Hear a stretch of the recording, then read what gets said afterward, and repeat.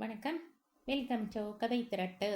இந்த வீடியோவில் நம்ம என்ன கதை கேட்க போகிறோம்னா, ஒரு தாய் ஒரு மகள் கதையின் 5வது பகுதி. வாங்க கதைக்குள்ளே போகலாம். பிராட் எப்போது ஃபோன் செய்வான், ஆலிசனை பற்றி எப்போது தகவல் சொல்வார்கள் என்பது எதுவும் தெரியாதவளாக காத்து கொண்டு உட்கார்ந்திருந்தாள் பேஜ். மேலும் 1 மணி நேரம் சென்ற பின் ஆலிசனை பற்றிய தகவல் வந்தது. ஆப்ரேஷன் நல்லபடி முடிந்திருக்கிறது என்றும், ஆனால் இன்னும் பல முறை ரத்தம் செலுத்தும்படி இருக்கும் என்றும் சொன்னார்கள். நல்ல காலம், எனக்கும் ஆலிசனுக்கும் ஒரே இரத்த குரூப், கடவுள் காப்பாற்றினார் என்று நினைத்து கொண்டவளாக பேஜ் இரத்த தானம் செய்தாள். ஒரு பைண்ட் ரத்தம் அவளிடமிருந்து எடுத்து கொண்டார்கள். வெயிட்டிங் அறைக்கு திரும்ப வருவதற்கும் பிராடிடமிருந்து ஃபோன் வருவதற்கும் சரியாக இருந்தது. என்ன இது பேஜ், நீ எங்கே இருந்து பேசுகிறாய் என்று திகைப்புடன் கேட்டான் பிராட். வீட்டுக்கு அவன் ஃபோன் செய்தபோது ஜேன் அவனிடம் பேஜ் இருக்கும் டெலிஃபோன் எண்ணை மட்டும் தான் சொல்லியிருக்கிறாள் என்று புரிந்தது. அது ஆஸ்பத்திரி என்பதை சொல்லவில்லை. என்னமோ மெரீன் ஜெனரல் ஆஸ்பத்திரி என்கிற மாதிரி காதில் விழுந்தது. நீ ஆஸ்பத்திரியில இருக்கிறாய் என்று மீண்டும் கேட்டான். ஆமாம் என்றாள் பேஜ். களைப்பும் சோர்வும் அவளை திண்டாட வைத்தன. அவற்றை சமாளித்து கொண்டு வார்த்தைகளை தேடி கண்டுபிடித்து பேசுவதே பெரும் பாடாக இருந்தது. ஒரு நிமிடம் திணறிய பின், டியர் நம்ம பேபி என்று சொல்லத் தொடங்கும் முன் அழுகை வந்துவிட்டது. என்ன பேஜ், என்னாச்சு? உனக்கு ஒன்றுமில்லையே என்றான் பிராட். ஏதாவது அபார்ஷன் ஆகி இருக்குமோ? ஏணியில் ஏறி கீழே விழுந்த காலை முறித்து கொண்டிருப்பாளோ? பல பித்து குளித்தனமான எண்ணங்கள் அவனை குழப்பின. டியர், வந்து ஆலிசனுக்கு ஒரு விபத்து. அதற்கு மேல் அவளால் பேச முடியவில்லை. ஆனால் பிராட் காத்திருக்கவில்லை. பயங்கரமாய் ஒன்றுமில்லையே என்றான். 2 கன்னங்களிலும் கண்ணீர் வழிந்தோட தலையை அசைத்தாள் அவள். பலமான காயம்.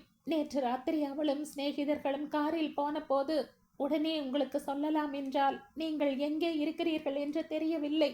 கால்ஃப் ஆடப்போவதாக சொல்லி இருந்தீர்கள். அங்கே வரவில்லை என்றார்கள். ஓ, அதுவா? அது பிரசிடென்ட் பிஸியாக இருந்தார். நீ யாரை கூப்பிட்டு கேட்டாய்? உங்களுடன் வேலை செய்கிறாரே பேலண்டின், அவரை கூப்பிட்டேன். அவர் கிளீவ்லந்தில் உங்கள் கம்பெனி பிரசிடென்ட்டை கூப்பிட்டு கேட்டாராம். நீங்கள் அங்கே இல்லையாம். வந்ததும் பேச சொல்லி இருக்கிறேன் என்றார். நீங்கள் தங்கப் போகிற ஹோட்டல் பெயரோ டெலிஃபோன் நம்பரோ எதுவும் குறித்து வைக்கவில்லை. மறந்துவிட்டேன், அதனால் என்ன என்று அவன் சொன்ன தோரணை பேஜுக்கு ஆச்சரியமாக இருந்தது. கிளீவ்லந்தில் விசாரிக்கும்படி பேலண்டினிடம் சொன்னது அவனுக்கு எரிச்சல் ஏற்படுத்துவானேன் என்று அவளுக்கு புரியவில்லை. கார் விபத்து என்று சொன்னாயே, காரை ஓட்டிக்கொண்டு போனது யார்? டாரன்சனா என்றான் அவன். இல்லை, ஆலி நம்மிடம் அப்படி சொல்லிவிட்டு போனாலே தவிர 3-4 பசங்களாக சேர்ந்து வெளியே போயிருக்கிறார்கள். எதிரில் வந்த காருடன் நேருக்கு நேராய் மோதி. மறுபடியும் தயக்கம் ஏற்பட்டது. சொல்லலாமா வேண்டாமா என்று. ஆனால் எப்படி சொல்லாமல் இருக்க முடியும்? தலையில் பலமான அடி. ரொம்ப சீரியஸ். ஆபரேஷன் செய்து கொண்டிருக்கிறார்கள். என்னது ஆபரேஷனா? ஆபரேஷனுக்கு சம்மதித்தாயா என்ன? என்னை கேட்க வேண்டாம் என்று இறைந்தான் அவன். அர்த்தம் இல்லாமல் அவன் கத்துகிறான் என்று அவளுக்கு புரிந்தது. ஆனால் அவ்வளவு பெரிய அதிர்ச்சியை தாங்கிக் கொள்ள முடியாமல் தான் அவன் அப்படி பேசுகிறான் என்று நினைத்து கொண்டாள். பிராட், வேற வழியே இல்லை. ஆபரேஷன் செய்யாவிட்டால் இன்று காலை 6 மணிக்கு மேல் ஆலி உயிருடன் இருக்க மாட்டாள் என்று சொன்னார்கள். அபத்தம். வேறு டாக்டர்களிடம் செகண்ட் ஒப்பீனியன் கேட்க வேண்டாமா? நீ செய்தது நியாயம் இல்லை. வேறு டாக்டர்களை கேட்க நேரம் இருந்தால் தானே என்றாள் பேஜ் பரிதாபமாக. எதற்கும் நேரம் இல்லை பிராட், எதற்குமே நேரம் இல்லை.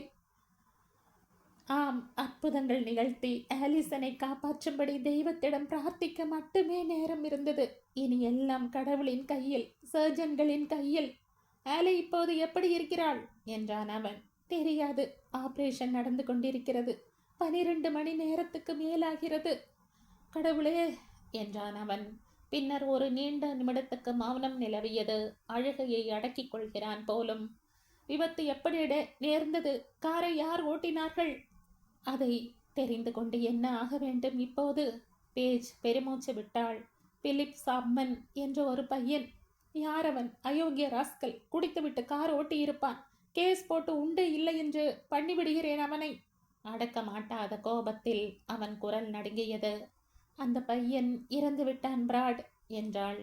பேஜ் தீனமாக. காரில் 4 பேர் இருந்திருக்கிறார்கள். காரை ஓட்டிய பிலிப் என்கிற பையன் இறந்து விட்டான். இன்னொரு பையனுக்கு கொஞ்சம் அதிர்ச்சி. ஆலியின் சிநேகிதிக்கு காலில் பலமான அடி. ஆனால் சரியாகிவிடும். ஆலி ஆலிதான். அவள் பிழைப்பாளா என்று தெரியவில்லை. பிழைத்தாலும் பிழைத்தாலும் நீங்கள் சீக்கிரம் வாருங்களேன். 1 மணி நேரத்தில் வந்து சேர்கிறேன் என்றான் பிராட். பேஜுக்கு திகைப்பாக இருந்தது. அவரை பிடித்து இவரை பிடித்து கிளீவ்லந்தில் இருந்து கிளம்புகிற முதல் விமானத்தில் டிக்கெட் வாங்கிவிடும் சாமர்த்தியம் பிராடுக்கு உண்டு. ஆனால் அப்படியே வந்தாலும் இங்கே வந்து சேர 6 மணி நேரம் பிடிக்குமே. 1 மணி நேரத்தில் வருகிறேன் என்று எப்படி இவர் சொல்கிறார்? ஆனால் அதை பற்றி குழப்பிக்கொள்ள இது சமயம் அல்ல. உங்கள் குரலை கேட்டதே எனக்கு தெம்பாக இருக்கிறது. சீக்கிரம் வாருங்கள் என்றாள். சரி என்று சொல்லி போனை வைத்தான் பிராட். அதே சமயம் ஆலிசனின் நிலைமையை பற்றி டாக்டர்களும் வந்து சொன்னார்கள். ஆலிசன் ஆபரேஷனில் பிடித்து விட்டாள். அதுவரையில் முன்னேற்றம்தான். ஆனால் அடுத்த 48 மணி நேரம் அவள் தாக்கு பிடிக்க வேண்டும். அதற்கு மேலும் கூட சில நாட்கள் ஆகலாம். ரொம்ப ரொம்ப ஆபத்தான நிலைமையில் அவள் இருப்பதால் இன்னும் கொஞ்ச நாள் வரை அபாயத்தை கடந்து விட்டாள் என்று சொல்ல முடியாது என்றார்கள். தற்சமயம் ஆலிசன் உயிருடன் இருப்பதே திருப்தியான விஷயம் என்று அவர்கள் எண்ணுவது தெரிந்தது. பிராடிடம் சொல்ல இந்த அளவாவது நல்ல செய்தி கிடைத்ததே என்று பேஜ் ஆறுதல் பட்டாள். சொன்னது போலவே போனில் பேசிய ஒரே மணி நேரத்துக்கெல்லாம் பிராடு வந்து சேர்ந்தான். எப்படி கிளீவ்லந்தில் இருந்து பேசியவர் எப்படி இவ்வளவு சீக்கிரம் சான் பிரான்சிஸ்கோவுக்கு வர முடிந்தது என்று குழம்பி தவித்தாள் பேஜ். 6 மணி நேர பிரயாணம் எப்படி 1 மணியில் முடிந்தது? வந்தவுடனே பிராட் சர்ஜன்களை பார்த்து பேசினான். சம்பந்தப்பட்ட ஒவ்வொரு டாக்டரிடமும் ஆலிசனை பற்றி கேட்டான். அவர்கள் தக்கபடி பதில் சொன்னார்கள். ஆனால் ஆலிசனை பார்ப்பதற்கு அனுமதி தரவில்லை. மறுநாள் காலை அவளை வார்டுக்கு அழைத்து வந்த பிறகுதான் பார்க்க முடியும் என்று சொல்லிவிட்டார்கள். கேன்டீனை நோக்கி கணவனுடன் நடந்தாள் பேஜ். அவள் உள்ளத்தில் ஒரே கேள்விதான் வெட்ட வெட்ட முளைத்து கொண்டிருந்தது. காலையில் டாரன்சனின் வற்புறுத்தலுக்காக கொஞ்சம் காஃபி சாப்பிட்டதை தவிர முழுக்க முழுக்க பட்டினியாக இருந்தவள் அவள். என்றாலும் இப்போது எதுவும் சாப்பிட தோன்றவில்லை. காஃபியை உறிஞ்சியபடி கேட்டாள். எப்படி உங்களால் இவ்வளவு சீக்கிரம் வர முடிந்தது? அவன் அலட்சியமாக தோள்களை குலுக்கி கொண்டானே ஒழிய அவள் கேள்விக்கு பதில் சொல்லவில்லை. அவள் கண்களை நேருக்கு நேராக அவன் சந்திக்கவும் இல்லை. ஆலிசனை தவிர வேறெதை பற்றியும் பேசவில்லை. திடீரென்று பேஜின் அடிவயிற்றை ஒரு பயம் கவ்வி கொண்டது. நேற்று சற்று முன் எங்கே போயிருந்தீர்கள்? எங்கே இருந்து பேசினீர்கள் என்ற குரல் நடுங்க கேட்டாள். கிளீவ்லந்தில் இருந்து சான் பிரான்சிஸ்கோவுக்கு 1 மணி நேரத்தில் வருவதென்பது முடியவே முடியாத காரியம். அது அவளுக்கு தெரியும், அவனுக்கும் தெரியும். அதுவா இப்போது முக்கியம் என்றான் பிராட் அமைதியாக. ஆலிதான் முக்கியம். இல்லை என்று சொல்லி அவன் கண்களை ஆராய்ந்தாள் பேஜ். ஆனால் அதில் விடை ஏதும் கிடைக்கவில்லை. ஆலி மட்டுமல்ல, நம் இருவருடைய வாழ்க்கையும் முக்கியம்தான். எங்கே போயிருந்தீர்கள்? புத்தம் புதியதொரு பீதி ஏற்பட்டதால் அவள் குரலில் பதற்றம் உண்டாயிற்று. ஏற்கனவே ஒரு ராத்திரி பூரா நரக வேதனை அனுபவித்தாயிற்று. அதற்குள்ளே இன்னொன்றா? பிராட், நான் கேட்பது உங்கள் காதில் விழுந்ததா? அதற்கு நான் பதில் சொல்ல தயாராயில்லை. புரிகிறதா? ஆலிசனை பற்றி செய்தி கிடைத்த உடனேயே எவ்வளவு சீக்கிரம் இங்கே வர முடியுமோ அவ்வளவு சீக்கிரம் வந்துவிட்டேன். என்னால் செய்ய முடிந்தது அதுதான். வேறென்ன செய்ய வேண்டும் என்கிறாய்? அவன் கண்களில் அதுவரை கண்டிராத ஒரு பிடிவாதத்தை பேஜ் கண்டாள். பழுக்க காய்ச்சிய இரும்பை இருதயத்தில் செருகிய மாதிரி சுரீரென்று வலித்தது. தெய்வமே, இது என்ன சோதனை! ஒரே நாளில் என் மகளையும் பறிகொடுத்து கணவனையும் இழந்து நிற்கப் போகிறேனா? நீங்கள் கிளீவ்லந்துக்கே போகவில்லை, அப்படித்தானே என்றாள் பயத்தினால் உறைந்து போன குரலில். பிராட் பார்வையை திருப்பிக் கொண்டான். கணவன் பிராட் எதையோ ஒளித்து மறைத்து தன்னை ஏமாற்றி இருக்கிறான் என்பது மட்டும் பேஜுக்கு புரிந்தது. ஆனால் என்ன அது என்று தெரியாதவளாக தவித்தாள். பிராடுக்கும் சங்கடமாக இருந்ததோ என்னவோ. வீட்டுக்கு புறப்பட்டான். இனிமேலும் ஆஸ்பத்திரியில் தங்கியிருந்து என்ன ஆகப் போகிறது? ஆலிசனை பார்க்க முடியாது என்று சொல்லிவிட்டார்கள். மற்ற விஷயங்களை டாக்டரிடம் பேசியாயிற்று. நான் முதலில் போகிறேன். ஆண்டி தனியாக இருப்பான். நீ வேண்டுமானால் கொஞ்ச நேரம் இருந்துவிட்டு வா என்று பேஜிடம் சொல்லிவிட்டு கிளம்பினான். சற்றைக்கெல்லாம் பேஜும் புறப்பட்ட சமயம் டாரன்சன் தன் 2 மகன்களுடன் வந்து சேர்ந்தான். கணவன் கிளீவ்லந்தில் இருந்து வந்து விட்டான் என்று மட்டுமே அவனிடம் சொன்னாள் பேஜ். அவனுக்கும் தனக்கும் நடந்த சம்பாஷணையை பற்றி சொல்லவில்லை. அவள் மனம் அலை பாய்ந்த வண்ணம் இருந்தது. டாரன்சனின் பையன்களிடம் ஹலோ சொன்னது கூட ஏதோ சம்பிரதாயத்துக்காக சொன்ன மாதிரி இருந்தது. ஆலிசனை வார்டுக்கு கொண்டு வர ரொம்ப நேரம் ஆகும் என்று சொல்கிறார்கள். நான் வீட்டுக்கு போய்விட்டு காலையில் வரலாம் என்று பார்க்கிறேன் என்றாள். டாரன்சன் அவளை கவலையுடன் பார்த்து, பாவம், ரொம்ப களைத்து போயிருக்கிறாய், நன்றாய் தூங்கி ரெஸ்ட் எடுத்துக்கொள் என்றான். பார்க்கிறேன் என்று புன்னகை செய்தாள் அவள். ஆனால் வேதனை அவள் முகத்தில் வரி வரியாக கோடிட்டிருந்தது. அப்படி ஒரு சோகத்தை டாரன்சன் தன் வாழ்க்கையில் கண்டதே இல்லை. உடம்பை பார்த்துக்கொள் என்று மறுபடியும் அன்போடு சொன்னான். வீட்டை அடைந்த போது பிராட் ஆண்டியின் அருகே உட்கார்ந்து பேசிக் கொண்டிருப்பதைக் கண்டாள். சிநேகிதி ஜெயின் தன் வீட்டுக்கு போய்விட்டாள் என்று புரிந்தது. ஆலிக்கு தலையில் பெரிய காயம், ஆனால் டாக்டர்கள் சரி பண்ணி விடுவார்கள், சீக்கிரம் வீட்டுக்கு வந்து விடுவாள் என்று பிராட் சொல்லிக் கொண்டிருப்பது காதில் விழுந்தது. பேஜுக்கு அது பிடிக்கவில்லை. குழந்தையை வீணாக ஏமாற்றக்கூடாது என்று எண்ணிக்கொண்டாள். ஆன்டி வெளியே போனான். ஜன்னலில் இருந்து பார்த்தபோது தோட்டத்து புல்வெளியில் நாய்க்குட்டி லிஸியுடன் அவன் விளையாடி கொண்டிருப்பது தெரிந்தது. கணவனின் பக்கம் திரும்பாமலே, குழந்தையிடம் போய் ஏன் என்னென்னவோ சொல்கிறீர்கள் என்று கேட்டாள் பேஜ். வேறு 1000 கேள்விகள் அவள் நாக்கு நுனியில் நின்றிருந்தன. அவைகளை ஆன்டி தூங்கிய பிறகு கேட்கலாம் என தீர்மானித்தாள். ஏன், ஆன்டியிடம் நான் என்ன சொல்லிவிட்டேன் என்றான் பிராட் காட்டமாக. அவன் மனதிலும் பல்வேறு எண்ணங்கள் முட்டி மோதிக்கொண்டு நின்றன. ஆலிசன் உயிருக்கு போராடி கொண்டிருக்கும் நிலைமை மட்டுமல்ல, இந்த விபத்தின் விளைவாக தங்கள் இல்லறமே ஆட்டம் கண்டு கொண்டிருப்பதை அவனும் உணர்ந்திருந்தான். அவளும் அறிந்திருந்தாள். ஆலிக்கு ஒன்றுமில்லை, நல்லபடி வீட்டுக்கு வந்து விடுவாள் என்று ஏன் சொல்கிறீர்கள்? நமக்கே எதுவும் தெரியாதே. தலைமை சர்ஜன் தான் சொன்னார், அவள் உயிர் பிழைக்க நல்ல சான்ஸ் இருக்கிறது என்று. பிழைப்பாள் என்று சொன்னார், ஆனால் எப்படி? கோமா நிலைமையிலா? குருடியாகவா? நடமாட முடியாத ஜடமாகவா? அவர் அப்படி எதுவும் சொல்லாத போது ஆன்டியின் மனசில் அனாவசிய நம்பிக்கைகளை ஏற்படுத்துவானேன்? பிராடுக்கு எரிச்சல் வந்தது. என்னை என்ன செய்ய வேண்டும் என்று சொல்கிறாய்? ஆலியின் மூளை எக்ஸ்ரேயை எல்லாம் அவனுக்கு காட்ட சொல்கிறாயா? தோ பார் ஆன்டி, குழந்தை, அவன் மனம் வேதனைப்படக்கூடாது. ஆலியிடம் அவனுக்கு கொள்ளை பிரியம். எனக்கும் தான் பிரியம், ஆலிசன் மீதும் பிரியம், ஆன்டி மீதும் பிரியம். ஆனால் அதற்காக தப்பான நம்பிக்கை தர வேண்டுமா? இன்று ராத்திரி அவளுக்கு ஏதாவது நேர்ந்து விட்டால், ஆபரேஷனில் அவள் பிழைக்காவிட்டால் எனும்போதே அவளுக்கு கண்ணீர் பெருகி வந்தது. அப்படி ஒன்றும் நேராது, நேர்ந்தால் நாம் பார்த்து கொள்ளலாம். நாம் என்ற சொன்னீர்கள். இகழ்ச்சியாக சிரித்தாள் பேஜ்.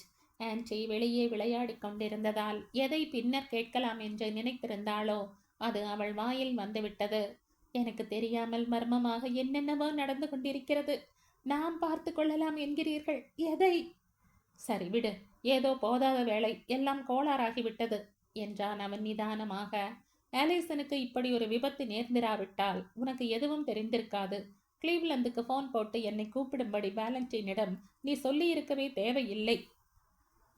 ஏன் தேவையில்லை என்று வெடித்தாள் அவள். பெற்ற மகள் வாழ்வா சாவா என்று இருக்கும்போது கணவன் எங்கே இருக்கிறான் என்று கூப்பிட்டதா தப்பு? நீ கூப்பிட்டதால் என்னை பற்றி அவனுக்கு தெரிந்து விட்டது. அவனுக்கு தெரிய வேண்டிய அவசியமே இல்லை. அவருக்கு தெரிய வேண்டாம். எனக்கு? நீங்கள் எங்கே போகிறீர்கள், என்ன செய்கிறீர்கள் என்று எனக்கு தெரிய வேண்டாமா? மூளை கெட்ட முண்டமாக இத்தனை நாளும் நான் இருந்து வந்திருப்பது இப்போதல்லவா தெரிகிறது. எத்தனை தடவை இது போல நீங்கள் செய்திருக்கிறீர்களோ, யார் கண்டது என்றாள் பேஜ். அவன் எங்கே போயிருந்தான் என்று அவளுக்கு தெரியவில்லை. ஆனால் கிளீவ்லந்துக்கு போகவில்லை என்பது மட்டும் நிச்சயமாக தெரிந்தது. பிராடு தலையை அழுத்தி பிடித்து கொண்டான். எதையும் ஒப்புக்கொள்ள அவனுக்கு பிடிக்கவில்லை. ஆனால் வேறு வழியும் தெரியவில்லை. சரி, இப்போது அதல்ல பிரச்சனை என்றான். ஏன் பிரச்சனை இல்லை? இப்போது அதுதான் பிரச்சனை. அது ஒன்றுதான் பிரச்சனை. இந்த சனிக்கிழமையும் ஞாயிற்றுக்கிழமையும் நீங்கள் எங்கேயோ ஊர் மேய்ந்து விட்டு வந்திருக்கிறீர்கள். எங்கே, யாருடன் சுற்றினீர்கள் என்பதை தெரிந்து கொள்ள எனக்கு உரிமை உண்டு. நீங்கள் விளையாடுவது என் வாழ்க்கையோடு, அதை மறக்காதீர்கள். இஷ்டப்படி வெளியே ஜாலியாய் சுற்றுவது, நடுவே எங்கே எட்டி பார்ப்பது என்று வைத்து கொண்டிருக்கிறீர்கள். உண்டா இல்லையா? உண்மையை சொல்லுங்கள் பிராட், உண்மையை சொல்லுங்கள். சினத்தினால் அவள் தேகம் தட தடவென்று ஆடியது. பிராடுக்கு குற்ற உணர்ச்சி குறைந்து கோபம் மேலிட்டது. தெரிந்து கொண்டாயிற்று அல்லவா, அப்புறம் என்ன? என் வாயால் எதற்காக சொல்ல வேண்டும் என்று அவன் சொன்னதை கேட்டதும் பேஜின் இதயம் இரண்டாக விண்டது. ஒரே ஞாயிற்றுக்கிழமைக்குள் எத்தனை போகம்பங்களைத்தான் இந்த உள்ளம் தாங்கிக் கொள்ளும்? அவன் சொன்னது அனைத்தையும் அவன் முழு மூச்சாக மறுக்க வேண்டும். எதுவுமே உண்மை இல்லை என்று சொல்ல வேண்டும் என அவள் ஏங்கினாள். அப்படியல்ல, அவள் அச்சமெல்லாம் உண்மைதான் என்று இப்போது புலப்பட்டு விட்டது. இந்த துரோகம் இப்போதுதான் ஆரம்பித்ததா அல்லது ரொம்ப நாளாக நடக்கிறதா என்று மீண்டும் வற்புறுத்தி கேட்டாள். ஆனால் பதில் கூற அவன் விரும்பவில்லை. இந்த விஷயத்தை பற்றி நான் உன்னுடன் பேசப் போவதில்லை பேஜ் என்றான். பேசியே தீர வேண்டும். உங்களுடன் நான் கண்ணாமூச்சி விளையாட தயாராயில்லை. யார் அவள்? புண்ணியமாய் போகட்டும் பேஜ். இப்போது ஏன் அதெல்லாம் பேச வேண்டும்? ஏனென்றால் இதெல்லாம் ஒத்தி போடக்கூடிய விஷயம் அல்ல என்றாள் பேஜ். விவகாரத்தை ஆரம்பித்தவர் நீங்கள். ஆகவே என்ன நடக்கிறது என்பதை நான் தெரிந்து கொண்டாக வேண்டும். சொல்லுங்கள். சீரியஸான விவகாரமா? ரொம்ப நாளாக நடந்து கொண்டிருக்கிறதா? எப்போது? ஏன்? துயரத்தினால் அவள் குரல் கிசுகிசுப்பாக ஒலித்தது. அவனை பரிதாபமாக பார்த்தாள். என்ன நேர்ந்தது? உங்கள் ரகசிய நடவடிக்கை ஏன் எனக்கு தெரியாமலே போயிற்று? கண்ணிருந்தும் குருடியாக இருந்து விட்டோமே என்ற அவலம் அவள் நெஞ்சை பிழிந்தது. எப்போது எந்த இடத்தில் கோட்டை விட்டோம்? எதை காண தவறிவிட்டோம்? யோசித்து யோசித்து பார்த்தாள். அவன் மீது சந்தேகப்படும்படியாக எந்த விஷயமும் அவளுக்கு ஞாபகம் வரவில்லை. பிராட் சங்கடத்துடன் அவளை வெறித்து பார்த்தான். பேஜுடன் சண்டை போடுவது என்றைக்குமே அவனுக்கு பிடிக்காது. இப்போது அவளுடன் பேசிக் கொண்டிருக்கும் ஒவ்வொரு நிமிடமும் அவனுக்கு வெறுப்பாக இருந்தது. ஆனால் இனிமேல் தவிர்ப்பதோ தள்ளி போடுவதோ முடியாத காரியம் என்று அவனுக்கு புரிந்தது. இதுவும் நல்லதற்குத்தான். என்றாவது ஒரு நாள் அவள் தெரிந்து கொள்ளத்தான் போகிறாள். அது இன்றைக்கு தெரிந்துவிட்டு போகட்டும். தொண்டையை செருமிக் கொண்டாள். உன்னிடம் சொல்லலாம் என்று கொஞ்ச நாள் முன்பு நினைத்தேன் பேஜ். ஆனால் அது தொடராது, நீடிக்காது. உன்னிடம் சொல்ல வேண்டிய தேவையே ஏற்படாது என்று தோன்றியதால் சொல்லவில்லை. அப்படியானால் சீரியஸா? வெகு நேரத்துக்கு அவன் பதில் கூறவில்லை. பிறகு நிமிர்ந்து அவளை பார்த்தான். அவன் கண்களை பார்த்தபோது அவள் இதய துடிப்பு நின்று விட்டது. இது தற்செயலாக ஏற்பட்ட தற்காலிகமான சபலம் அல்ல என்று அவளுக்கு புரிந்தது. இது சீரியஸான உறவு. இனம் தெரியாத பீதி ஒன்று அவள் வயிற்றை கலக்கியது. ஓசைப்படாமல், எந்த முன் அறிவிப்பும் இல்லாமல் அவளுடைய மன வாழ்க்கை மடியில் என்று முறிந்து விட்டாற்போல இருந்தது. அப்புறம் என்றாள் அவள். அவள் குரலும் கரகரவென்று உடைந்து விட்டது. சொல்லுங்கள். அவ்வளவு சீரியஸான உறவா என்று கேட்கிறேனே, சொல்லுங்கள். இதுவரை இல்லை, இப்போது சீரியஸாகி விடும் போல இருக்கிறது என்ற போது அவன் பேச்சில் குழப்பம் கூத்தாடியது. எனக்கு எதுவும் புரியவில்லை பேஜ். அதனால் தான் உன்னிடம் சொல்லாமல் இருந்தேன். எத்தனை நாளாக இது என்றாள் பேஜ். எத்தனை நாளாக நாம் குருடியாக இருந்திருக்கிறோம், எத்தனை நாளாக நாம் முட்டாளாக்கப்பட்டு வந்திருக்கிறோம் என்பதை அறிந்து கொள்ளும் வெறி அவளுக்கு ஏற்பட்டிருந்தது. கண்ணீரை விழுங்கிக் கொண்டு அவன் பதிலுக்கு காத்திருந்தாள். 8 மாதமாய் என்றான் பிராட். அவள் பெயர் ஸ்டிபானி. எங்கள் கம்பெனியில் விளம்பர பிரிவில் வேலை பார்க்கிறாள். ஒரு வாடிக்கையாளருக்கு பரிசு கொடுப்பதற்காக நானும் அவளும் சேர்ந்து நியூயார்க்கிற்கு போனோம். எப்படி இருப்பாள் அந்த பெண் என்றாள் பேஜ். அப்படி கேட்பதே அவளுக்கு குமட்டியது. ஆனால் சகலத்தையும் தெரிந்து கொள்ள வேண்டும். அதுவும் இப்போதே தெரிந்து கொள்ள வேண்டும். அவள் துடித்தாள்.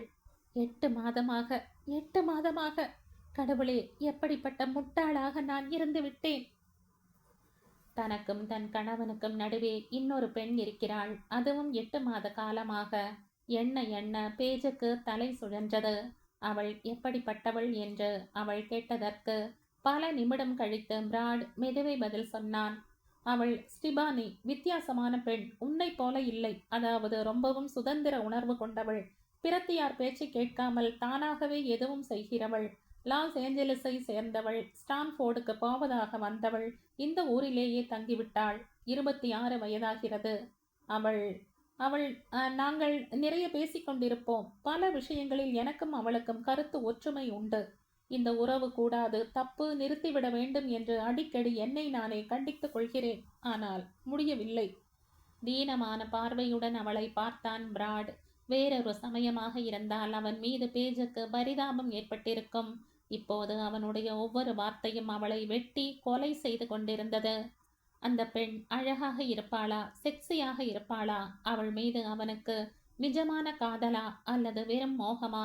இப்படி நூற்றுக்கணக்கான கேள்விகள் அவள் நாக்கு நுனியில் எழுந்து நின்றன. ஆனால் எப்படி கேட்பாள்? கேட்டு அவன் சொல்லும் பதில்களை எப்படி தாங்கிக் கொள்வாள்? சரி, இப்போது அவளை என்னை என்ன செய்வதாக உத்தேசம்? ஒரு வழியாய் என்னை விட்டுவிட்டு போய்விடப் போகிறீர்களா என்று கேட்டாள். அப்படியெல்லாம் பேசாதே பேஜ் என்றான் பிராட். எனக்கு எதுவுமே தெரியவில்லை. இந்த நிலைமை இப்படியே நீடிக்க முடியாது என்பது மட்டும் தெரிகிறது. மற்றபடி ஒரே குழப்பமாக இருக்கிறேன் என்றவன் தன் முடியை கைகளால் அலைந்து கொண்டு, பைத்தியம் பிடித்துவிடும் போல் இருக்கிறது என்றான். பேஜுக்கு அவனிடம் அனுதாபம் பிறக்கவில்லை. இவ்வளவு விபரீதங்கள் ஒரு பக்கம் நடந்து கொண்டிருக்கிற போது நான் பாட்டுக்கு முட்டாள்தனமாக இருந்து வந்திருக்கிறேன் என்றாள். அவளால் அவனை வெறித்து பார்க்க மட்டுமே முடிந்தது. எதையும் நம்ப முடியவில்லை. எல்லாம் கற்பனைக்கே எட்டாத பயங்கரமாக இருந்தன. என்னென்ன அச்சப்பட்டாளோ, என்னென்ன பீதி கொண்டிருந்தாளோ, அதெல்லாம் உண்மையிலேயே நடைபெற்று கொண்டிருக்கின்றன. அங்கே அவளுடைய கண்மணி ஆலிசன் செத்து கொண்டிருக்கிறாள். இங்கே கணவன் பிராட் எவளோ ஒருத்தி பின்னால் சுற்றி கொண்டிருக்கிறான். கடவுளே, ஏன் இதெல்லாம்? நம் வாழ்க்கை ஏன் இப்படி சின்ன பின்னமாக சீர்குலைய வேண்டும்? நீங்கள் பாட்டுக்கு வெளியூர் போவதும் கால்ஃப் விளையாடுவதுமாக இருந்திருக்கிறீர்கள். நான் இங்கே பைத்தியக்காரி மாதிரி வீட்டை பார்த்து கொள்வதும் குழந்தைகளை பள்ளிக்கூடத்துக்கு அழைத்து போவதும் அழைத்து வருவதுமாக இருந்திருக்கிறேன். நீங்கள் ஒரு திசையிலும் நான் ஒரு திசையிலும் பிரிந்து போய் கொண்டிருப்பதை நான் கவனிக்காமலே இருந்து விட்டேன். தான் எந்த இடத்தில் என்ன தப்பு செய்தோம் என்பது அவளுக்கு புரியவில்லை. புரிந்து கொள்ள முடியாமல் நிலைமை கிடுகிடுவென்று மோசமாக வளர்ந்து விட்டது. உன்மேல் தப்பில்லை என்றான் பிராட். அவன் குழம்பி இருப்பது வெளிப்படையாக தெரிந்தது. உன் தப்பாகவும் இருக்கலாம், அல்லது நம் இருவர் தப்பாகவும் இருக்கலாம். இப்படி விட்டிருக்க கூடாதுதான். விட்டுவிட்டோம் போலிருக்கிறது. அற்பமான விஷயங்களில் கவனம் செலுத்தி முக்கியமானதை கோட்டை விட்டு விட்டோமோ என்னவோ எனக்கு தெரியவில்லை என்றான். ஆம், அவனுக்கு தெரியவில்லைதான். தெரியாததால் தான் 8 மாதமாக இந்த நிலைமை. அதனால் தான் பேஜை விட்டு போகவும் இல்லை. அவளிடம் உண்மையை சொல்லவும் இல்லை. நேரடியாக அவனை பார்த்து பேஜ் கேட்டாள், இனிமேலாவது அவளை பார்ப்பதை நிறுத்திக் கொள்வீர்களா? அவன் நீண்ட நேரம் தயங்கிய பின், அது இயலாத காரியம் என்ற தலையை அசைத்தான். அவள் இருதயம் இரண்டாக பிளந்தது. அப்படியானால் என் நிலைமை? நீங்கள் தொடர்ந்து அந்த கவர்ச்சி கன்னியுடன் கூத்தடித்து கொண்டு இருப்பீர்கள். நான் பாட்டுக்கு அதை பார்க்காத மாதிரி இருக்க வேண்டும் என்றபோது அவளுக்கு தலைக்கால் புரியாமல் கோபம் பீறிட்டு கொண்டு வந்தது. கையால் அவனை 4 அறை விட வேண்டும் போல் ஆத்திரம் பொங்கியது. கையால் முடியாவிட்டாலும் வாயால் அறைய தோன்றியது. அவளுடைய ஆத்திரம் பிராடுக்கு புரிந்தது. இந்த 8 மாத காலமாக எத்தனையோ முறை அவன் தன்னைத்தானே நொந்து கொண்டிருக்கிறான். பேஜ் அவனிடம் பிரியமாக, அன்பாக, அந்தரங்கமாக பழகும் போதெல்லாம் அவனுக்கு மனசாட்சி உறுத்தி வந்திருக்கிறது. குற்ற உணர்வு அவனை குத்தி எடுத்திருக்கிறது என்றாலும் கூட அவனால் ஸ்டெபானியை பார்க்காமல் இருக்க முடியவில்லை. 2 பேரில் எவளையும் அவனால் விட முடியவில்லை. 2 பேரிடமும் தனக்கு ஒரே மாதிரியான காதல் என்று அவன் தனக்கே சமாதானம் சொல்லிக் கொண்டான். உண்மை அதுவல்ல. அவன் பேஜை நேசித்தான், மதித்தான். குழந்தைகளுக்கு அன்பான தாயாகவும் தனக்கு அன்பான மனைவியாகவும் அவள் இருப்பதை அவன் உணர்ந்தான். அபாரமான சிநேகிதி, அருமையான நிர்வாகி, மனைவி என்பவள் எப்படியெல்லாம் இருக்க வேண்டுமென்று ஓர் ஆண் விரும்புவானோ அப்படியெல்லாம் இருப்பவள். ஆனால் ஸ்டிபானியைப் போல அவன் எண்ணத்திலும் இதயத்திலும் கனல் மூட்டக்கூடிய சக்தி இவளிடம் கிடையாது. என்ன செய்தாலும் என்ன சொன்னாலும் அந்த உண்மை உண்மைதான். அடுத்தபடி நான் என்ன செய்ய வேண்டும் என்று எண்ணி இருக்கிறீர்கள்? தொலைந்து ஒழிய வேண்டுமா? இடைஞ்சல் ஒழிந்தது என்று நீங்கள் 2 பேரும் ஆனந்தமாக இருக்கும்படி விட்டுவிட்டு ஒதுங்கிக் கொள்ள சொல்கிறீர்களா? அப்படி கேட்கும் போதே அவளுக்குள் ஒரு கலவரம் உண்டது. நான் குடும்பத்தை விட்டு வெளியேற வேண்டும் என்பது இவர் விருப்பமோ, அல்லது எல்லாம் தான் தெரிந்து விட்டதே, இனி என்ன என்றுதானே வெளியேற திட்டமிட்டிருக்கிறாரோ? குழந்தை ஆன்டி, அவன் கதி, ஆலிசனின் கதி. எதிர்காலத்தை குறித்து எண்ணும் போதே கண்ணீர் பொங்கிக் கொண்டு வந்தது. நான் என்ன செய்ய வேண்டும் என்று எதிர்பார்க்கிறீர்கள் என்றாள். உள்ளத்தைப் போலவே அவள் குரலும் சிதைந்து போயிற்று. ஒன்றும் எதிர்பார்க்கவில்லை பேஜ். ஆலிசன் தான் இப்போது முக்கியம். அவள் பிழைத்து எழுந்து வரட்டும் முதலில். மற்றதெல்லாம் பிறகு பார்த்து கொள்ளலாம். எல்லா பிரச்சனைகளையும் ஒரே சமயத்தில் தீர்க்க முடியாது. யதார்த்த கண்ணோட்டத்துடன் தான் அவன் பேசினாள். ஆனால் பகுத்தறிந்து பொறுமையுடன் கேட்கக்கூடிய மனநிலையில் அவள் இல்லை. அப்புறம் அதற்கு பிறகு ஆலிசன் வீட்டுக்கு வந்தவுடன் அல்லது அவளை புதைத்தவுடன் நீங்கள் அந்த பெண்ணிடம் போய் விடுவீர்கள் இல்லையா என்றாள். கசப்பு ஒரு பக்கமும் பயம் ஒரு பக்கமும் அவள் உள்ளத்தை வதைத்தன. பித்து பிடித்தவள் போல அவள் சித்திரவதைப்படுவது அவனுக்கு தெரிந்தது. ஆயினும் அவளை சமாதானப்படுத்தவோ ஆறுதல் கூறவோ அவன் முன்வரவில்லை. முன்வர முடியவில்லை. ஏனெனில் அவனே சித்திரவதையை அனுபவித்துக் கொண்டிருந்தான். பேஜை விவாகரத்து செய்வதற்கு அவன் தயாராக இல்லை. ஸ்டிவானியும் அவனை வற்புறுத்தவில்லை. காலம் கனியும் வரையில் காத்திருக்க அவள் சித்தமாக இருந்தாள். பிராடுதான் அவள் மீதுள்ள மோகம் காரணமாக ஏதாவது வழி கண்டாக வேண்டும் என்று துடித்தான். குற்ற உணர்வுடன் ஒரு பொய் வாழ்க்கை வாழ அவனுக்கு பிடிக்கவில்லை. பேஜ், நான் சொல்வதை கேள். எதையும் இந்த நிமிடமே முடிவு பண்ணக்கூடிய நிலைமையில் நாம் இல்லை. கொஞ்சம் பொறு. ஆலிசன் குணமாகி வரும் வரையில், குறைந்தபட்சம் அவள் அபாய கட்டத்தை தாண்டுகிற வரையில் நாம் இப்படியே இருக்கலாம் என்று அவன் கூறி முடிப்பதற்குள் பேஜ் சீறினாள். அதற்கப்புறம் என்ன என்றுதான் கேட்கிறேன். தெரியவில்லை பேஜ், நிஜமாக தெரியவில்லை. தெரிந்ததும் சொல்லுங்கள் என்று விருட்டென எழுந்து கொண்டாள். ஒரு நிமிடம் அவனை வெறித்து பார்த்துவிட்டு வெளியேறி சமையல் அறைக்கு சென்றாள். ஆன்ட்ரிக்காக பீஸா தயாரித்து அவனை கூப்பிட்டு சாப்பிட சொன்னாள். ஏமா என்னவோ போல இருக்க என்றான் குழந்தை. ஒன்றுமில்லை, ஆலி ரொம்ப மோசமாயிருக்கிறாள் இல்லையா, அந்த கவலை. சிறிது நேரம் அவன் படுக்கையில் படுத்திருந்தாள். பிறகு தன் படுக்கை அறைக்கு சென்று பொத்தென்று விழுந்தாள். தூங்க முயன்றாள், முடியவில்லை. தலை சுழன்று கொண்டே இருந்தது. எவ்வளவு பயங்கரங்கள், எவ்வளவு வேதனைகள், எவ்வளவு கேள்விகள். ஆலிசனை பற்றி, பிராடை பற்றி, தங்கள் இல்லற வாழ்க்கையை பற்றி, சாவை பற்றி. கதவு திறக்கும் ஓசை கேட்டது. பிராடு உள்ளே வந்தான். அவன் கையில் ஒரு கிளாஸ் இருந்தது.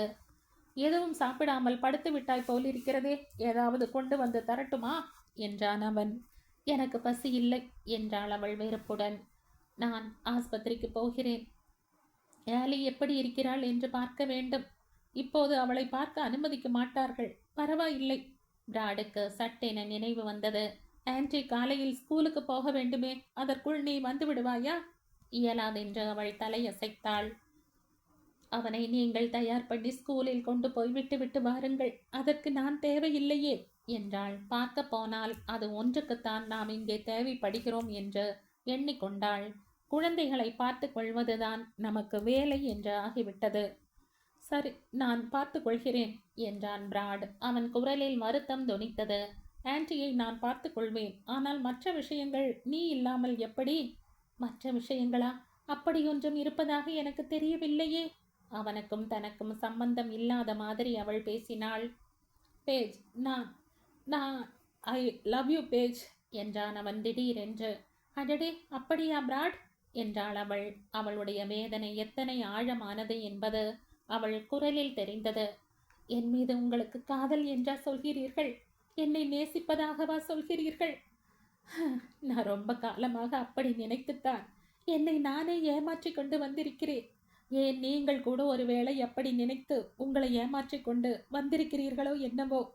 ஆனால் நம் 2 பேருக்கும் இப்போது உண்மை நிலைமை புரிந்து விட்டது. இதுவும் நல்லதுக்குத்தான். அப்படி சொன்னாலே தவிர உண்மை நிலை என்னவென்று புரிந்ததில் அவள் உள்ளத்தில் காயம்தான் ஏற்பட்டிருந்தது. மனதில் ரணம்தான் உண்டாகி இருந்தது. சாரி பேஜ் என்றான் பிராட் மெதுவாக. ஆனால் அவளை நெருங்கி வரவில்லை. தனக்கும் அவளுக்கும் இடையே மலை அளவு பிளவு ஏற்பட்டு விட்டதை அவன் உணர்ந்தான். சாரிதான், எனக்கும் வருத்தம்தான் என்று சொல்லிவிட்டு எழுந்து கொண்டவள் அவனை ஒரு முறை நேருக்கு நேராக பார்த்தாள். மேற்கொண்டு ஒரு வார்த்தையும் பேசாமல் குளியல் அறைக்கு சென்றாள். கதவை சாத்தி கொண்டு தண்ணீர் தொட்டியில் அமர்ந்து குழாயை திருகினாள். தண்ணீர் கொட்டியது. முகத்தில் கண்ணீரும் கொட்டியது. நேற்று அழுதது மகளுக்காக, இன்று கணவனுக்காக, 2 பேருக்காகவும் பேஜ் அழுதாள். ஆஸ்பத்திரியில் வெயிட்டிங் அறையில் இருந்த நாற்காலியில் சுருண்டு மடங்கி உட்கார்ந்திருந்தபடியே ஞாயிற்றுக்கிழமை இரவையும் கழித்தாள் பேஜ். அசௌகரியமான நாற்காலியில் உட்கார்ந்திருக்கிறோம் என்பது அவளுக்கு உரைக்கவே இல்லை. ஆலிசனை பற்றிய கவலை வாட்டி எடுத்தது. துளியும் கண் மூடவில்லை. ஆஸ்பத்திரியின் சப்தங்கள், நெடிகள், எந்த நிமிடமும் ஆலிசன் கை நழுவி போய்விடுவாளோ என்ற திகில் எல்லாமாக சேர்ந்து அவளை தூங்க ஒட்டாமல் பண்ணின. காலை 6 மணிதான். 6 மணி அடித்தது. அவள் துன்பத்துக்கு சற்று விடிவு கிடைத்தது. ஆலிசனை வந்து பார்க்கலாம் என்று தெரிவித்தார்கள். ஓர் அழகிய இளம் நர்ஸ் அவளை அழைத்து கொண்டு போனாள். எண்ணற்ற கூடங்களையும் ஹால்களையும் கடந்து செல்ல வேண்டியிருந்தது. வழி பூரா ஆலிசனை பற்றியே சளசளவென்று பேசிக்கொண்டு வந்தாள் அந்த நர்ஸ்.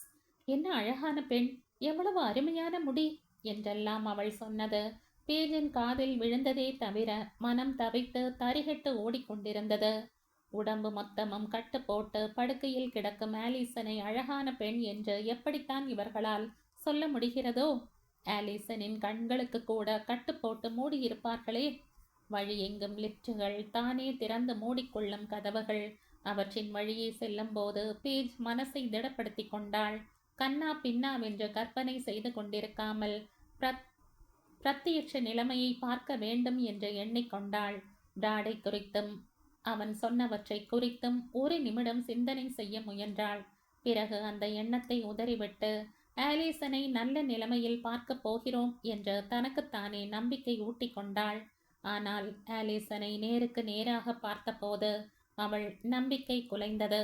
ஆபரேஷனுக்கு முன்பு இருந்ததை காட்டிலும் கோரமாக இப்போது காட்சியளித்தாள் ஆலிசன். தலை மொட்டையடிக்கப்பட்டு பயங்கரமான கட்டுக்களுடன் இருந்தது.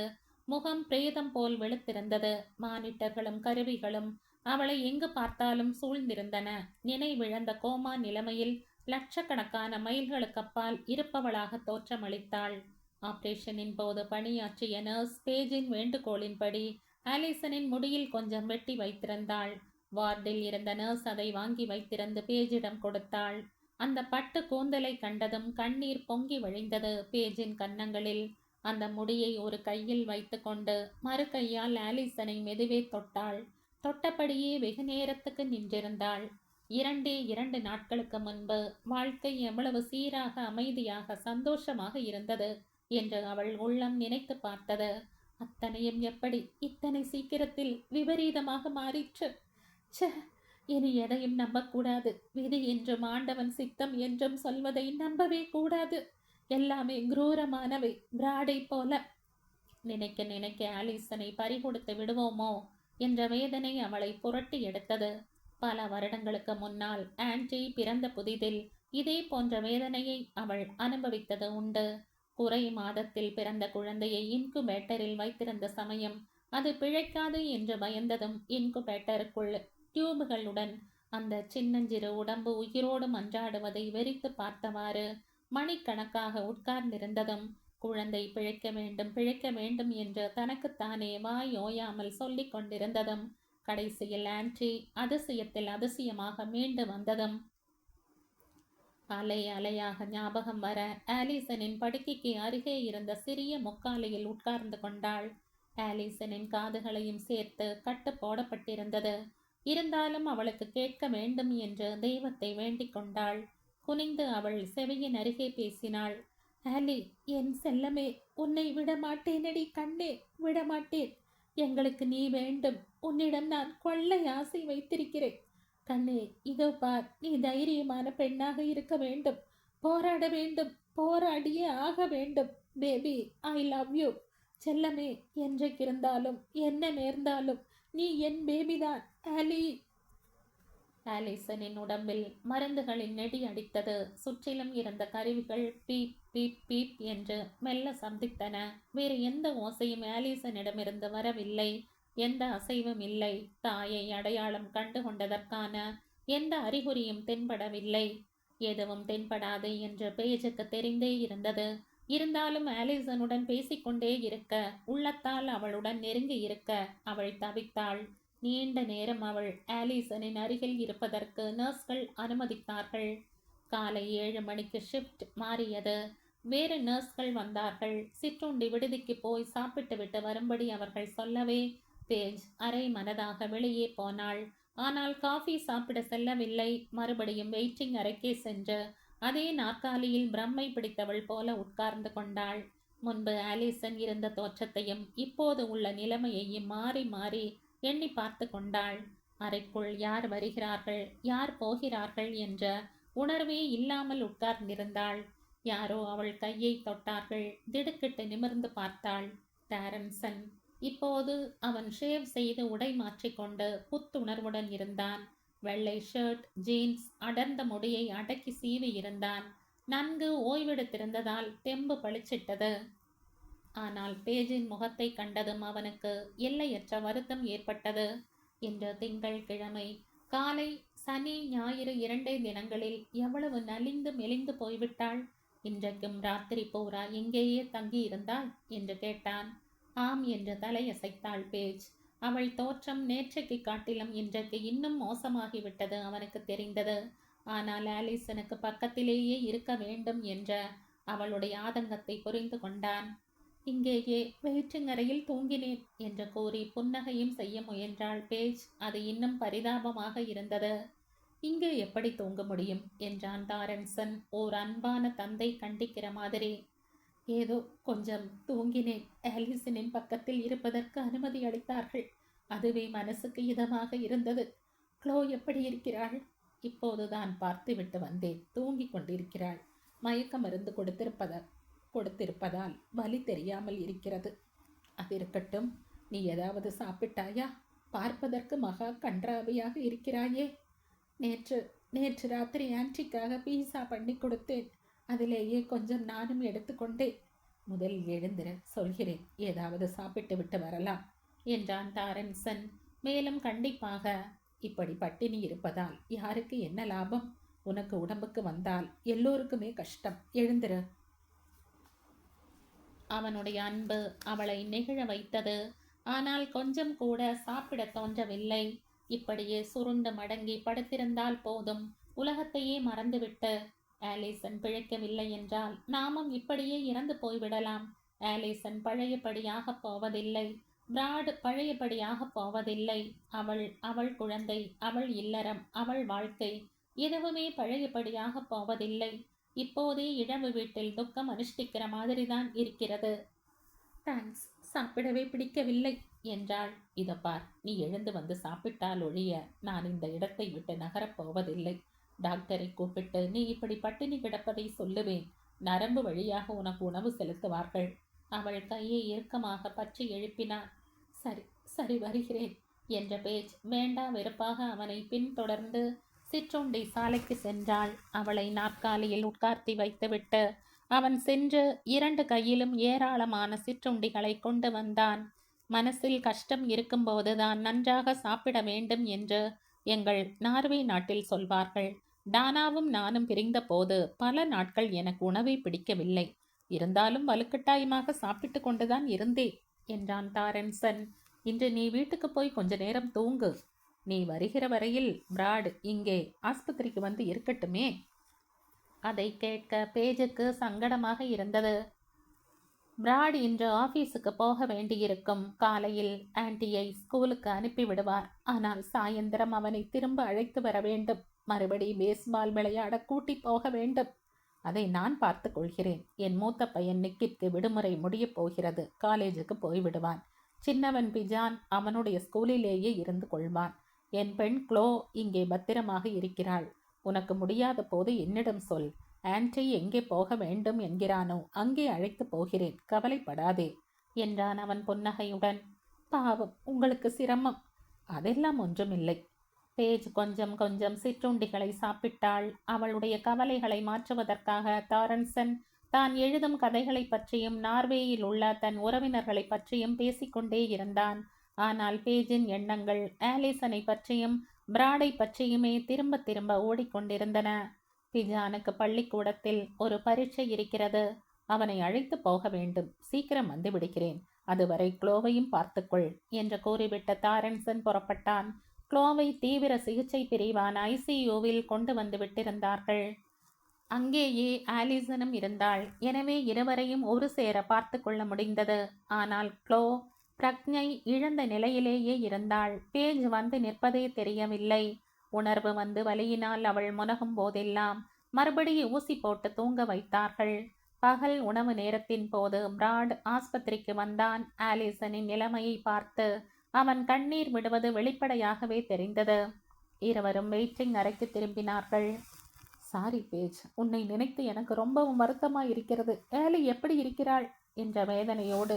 என் பிரச்சனையும் உனக்கு சேர்ந்து விட்டது என்றான் அவன். பேஜ் அவனுடைய வருத்தத்தை நம்ப தயாரா இல்லை. வெடுக்கென்று, எப்போது வீட்டை விட்டு வெளியேறப் போகிறீர்கள்? அந்த ஸ்டிபானியுடன் எப்போது போய் சேர்ந்து கொள்ளப் போகிறீர்கள் என்றாள். வெயிட்டிங் அறை இப்போது ஒரே கூட்டமாக இருந்தது. அன்புக்குரியவர்களின் உடல்நிலை பற்றி பயப்பட்ட நபர்களும் கவலைப்பட்ட உறவினர்களும் நெருக்கி அடித்து கொண்டு போவதும் வருவதுமாக இருந்தார்கள். பேஜ், ப்ளீஸ் மெல்ல பேசு. நம் விஷயம் இந்த ஆஸ்பத்திரி மொத்தத்துக்கும் தெரிய வேண்டுமா என்றான் பிராட். ஏன் தெரியட்டுமே, ஏற்கனவே உங்கள் ஆபீஸில் எல்லோருக்கும் தெரிந்தாயிற்று.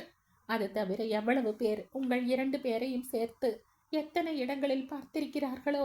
நான் தான் பைத்தியக்காரி. உலகத்துக்கெல்லாம் தெரிந்த ஒரு அசிங்கத்தை தெரிந்து கொள்ளாமல் இருந்திருக்கிறேன். பேஜின் குரல் உரத்து கொண்டே போயிற்று. ஆஸ்பத்திரியில், அதுவும் போவோரும் வருவோரும் நிறைந்திருக்கும் வெயிட்டிங் அறையில் உரக்க பேசுகிறோமே என்பதை முதலில் பேஜ் பொருட்படுத்தவில்லை. பிறகு பல்லை கடித்து கொண்டு குரலை தாழ்த்தி கொண்டாள். ஏன், நான் சொல்வதில் என்ன தப்பு? இவ்வளவு ஆன பிறகு நீங்கள் வீட்டை விட்டு போவதுதானே. மேல் எதற்காக தயங்குகிறீர்கள்? உங்கள் மனசில் என்னதான் நினைப்பு? என்னோடு தொடர்ந்து குடும்பம் நடத்தலாமா வேண்டாமா என்ற தயக்கமா? அல்லது அந்த பெண் பிள்ளையை நம்பி போகலாமா என்ற தயக்கமா?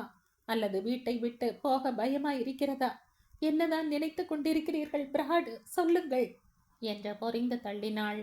பிராட் மீண்டும் சங்கடத்துடன் சுற்றுமுற்றும் இருப்பவர்களை ஒரு முறை பார்த்து கொண்டான். கடவுளே, இதெல்லாம் உனக்கு தெரியாமலே இருந்திருக்க கூடாதா? தெரிந்ததுதான் தெரிந்தது. இப்படித்தான் தெரிந்திருக்க வேண்டுமா என்றான். எப்படியும் தெரியாமலா போகும்? வெளியூர் போவதாக போய் சொல்லிவிட்டு நீங்கள் இங்கேயே அந்த ஸ்டிபானியிடம் கொட்டமடித்து கொண்டிருப்பதை வேறு யாராவது பார்த்து சொல்லி இருப்பார்கள். இல்லாவிட்டால் நானே எங்காவது உங்கள் 2 பேரையும் சேர்ந்து பார்த்திருப்பேன். என்னதான் சொல்ல வருகிறீர்கள்? உங்கள் காதல் விவகாரம் ரொம்ப சீரியஸாக முற்றிவிட்டது என்று நேற்று ராத்திரி சொன்னீர்களே, அப்படி இல்லையா? நான் தான் தப்பாக காதில் வாங்கி கொண்டு விட்டேனா? ஆமாம், நீதான் தப்பாக புரிந்து கொண்டு விட்டாய் என்று அவன் சொல்ல மாட்டானா என்று அவள் உள்ளம் ஏங்கியது. அதே சமயம் அவள் மனதின் இன்னொரு பகுதி, இனி இவர் என்ன சொன்னாலும் தனக்கும் இவருக்கும் உள்ள உறவு கெட்டது கெட்டதுதான் என்பதை உணர்ந்திருந்தது. இப்போது உள்ள கோபம் வேண்டுமானால் ஒரு நாள் தணியக்கூடும். ஆனால் இனிமேல் இவர் மீது ஒருபோதும் நம்பிக்கை ஏற்பட போவதில்லை. இல்லை பேஜ், நீ சரியாகத்தான் புரிந்து கொண்டிருக்கிறாய் என்று கூறி அவள் இதயத்தை நொறுக்கினான். ஸ்டிபானியுடன் உள்ள உறவை முறித்து கொள்வதாக தான் சொல்லவில்லை. ஆலி இப்படி கிடக்கும்போது நம்மை பற்றி முடிவு எடுக்க இது சமயம் இல்லை என்றுதான் சொன்னேன். ஓஹோ, அப்படியா என்று உறக்க ஆரம்பித்தவள் உடனே தன்னை மறுபடியும் கட்டுப்படுத்தி கொண்டாள். உங்கள் அழகான காதலியை பார்க்காமலும் இருக்க மாட்டீர்கள். என்னையும் வீட்டை விட்டு போக சொல்ல மாட்டீர்கள். நீங்களும் போக மாட்டீர்கள். ஏனென்றால் அதற்கெல்லாம் இது சமயமில்லை, அப்படித்தானே? நோ ப்ராப்ளம் பிராட். எத்தனை காலம் வீட்டில் தங்கி இருக்க முடியுமோ அத்தனை காலம் இருங்கள். ஆனால் ஞாபகமாக உங்கள் கல்யாணத்துக்கு ஒரு இன்விடேஷன் மட்டும் எனக்கு அனுப்பிவிடுங்கள். அவள் கண் முனைகளை கண்ணீர் உறுத்தி கொண்டிருந்தது. உதட்டில் கோபம் துடித்து கொண்டிருந்தது. ஆனால் ஆஸ்பத்திரி வெயிட்டிங் அறையில் உள்ளே அருமை மகள் நினைவற்று கிடக்கும் இந்த தருணத்தில் பிரச்சனையை தீர்க்க முடியாது என்பதை அவளும் உணர்ந்திருந்தாள். அவனும் உணர்ந்திருந்தான். சரி விடு, இப்போதைக்கு எல்லாம் இப்படியே இருக்கட்டும், பிறகு பார்த்து கொள்ளலாம் என்றான் பிராட். எவ்வளவு சுலபமாக சொல்லிவிட்டீர்கள் என்று இகழ்ச்சியுடன் சிரித்தாள் பேஜ். நீங்கள் உங்கள் இஷ்டம் போல நடந்து கொள்ளுங்கள். நான் கண்ணை மூடிக்கொண்டிருக்கிறேன், சரிதானே? எதுவானாலும் நீ முடிவு செய். எனக்கு என்ன சொல்வதென்று தெரியவில்லை. இருக்கட்டும், நானே முடிவு செய்கிறேன். ஆனால் ஒன்று மட்டும் நிச்சயமாக சொல்கிறேன். நீங்கள் இப்படியே இருக்க நான் விட்டு விடுவேன் என்று மட்டும் நினைக்காதீர்கள். எத்தனை தொல்லை தர முடியுமோ அத்தனையும் தரத்தான் போகிறேன். உங்கள் வினையை நீங்கள் அனுபவிக்காமல் நழுவ முடியாது என்று பேஜ் சீறிய போது அவனால் எதுவும் பேச முடியவில்லை. ஒரு நீண்ட நிமிடம் அவளை பார்த்தபடி நின்றிருந்தான். பிறகு கை கடிகாரத்தை பார்த்து கொண்டான். கொஞ்ச நேரம் தனியே இருக்க அவன் தவித்தான். உணர்ச்சிகள் கொந்தளிக்கும் இந்த நேரம், முகத்தின் மீது யதார்த்தம் மோதும் இந்த கணம் அவனால் தாழ முடியாத பயங்கரமாக இருந்தது. கண் இமைக்கும் வேளைக்குள் தங்கள் வாழ்க்கை தலை கீழாக மாறிவிட்டதை அவனால் ஜீரணிக்க முடியவில்லை. சரி, பிறகு பேசலாம். நான் ஆபீஸுக்கு போக வேண்டும் என்றான். பேஜையும் ஆலிசனையும் இந்த ஆஸ்பத்திரியையும் விட்டு ஓடி ஆபீஸில் ஒளிந்து கொள்ள வேண்டும் போல இருந்தது. ஸ்டிபானியிடம் தஞ்சமடைந்து அவளிடம் ஆறுதல் பெற வேண்டும் போல இருந்தது. உங்களை கூப்பிட வேண்டுமென்றால் எங்கே கூப்பிடட்டும் என்று பேஜ் காட்டமாக கேட்டாள். எங்கே கூப்பிடட்டும் என்றால் என்ன அர்த்தம்? அதான் சொன்னேனே ஆபீஸ்க்கு போகிறேன் என்று. வேறு எங்காவது போனாலும் போவீர்கள் என்பதால் கேட்டேன். அவள் எதை குத்தி காட்டுகிறாள் என்று அவனுக்கு புரிந்தது. அவமானத்திலும் கோபத்திலும் அவன் முகம் சிவந்தது. வேறு எங்காவது போனால் ஆஸ்பத்திரி ரிசப்ஷனுக்கு தெரிவியுங்கள் என்றாள் பேஜ். நிச்சயமாக என்றான் அவனும் சூடாக. ராத்திரி வீட்டுக்கு வருவீர்கள் இல்லையா என்று அவள் கேட்க விரும்பினாள். மறுகணமே எதுவும் கேட்கக்கூடாது என்ற வைராகியம் பிறந்தது. அவன் சொல்லக்கூடிய பொய்களை கேட்க அவளுக்கு பிடிக்கவில்லை. அவனுடன் வாக்குவாதம் செய்ய பிடிக்கவில்லை. அவனை அவமதிக்க பிடிக்கவில்லை. அவன் கூறக்கூடிய சமாதானங்களை கேட்க பிடிக்கவில்லை. அவள் முற்றிலுமாக நொறுங்கி போயிருந்தாள். அப்புறமாய் நான் கூப்பிடுகிறேன் என்று சொல்லிவிட்டு அவன் வேகமாக வெளியேறி அவள் கண் பார்வையில் இருந்து மறைந்து போனான். கோபம், வருத்தம், குழப்பம், துரோகம் செய்யப்பட்ட காயம், ஆத்திரம், எல்லாவற்றுக்கும் மேலாக இனம் தெரியாததோர் பீதி அவளை பீடித்து கொண்டது. இனி என்ன ஆகப் போகிறதோ என்ற பீதி. திரும்பவும் ஆலிசனை போய் பார்த்துவிட்டு ஆன்டியின் பள்ளிக்கூடத்துக்கு சென்றாள்.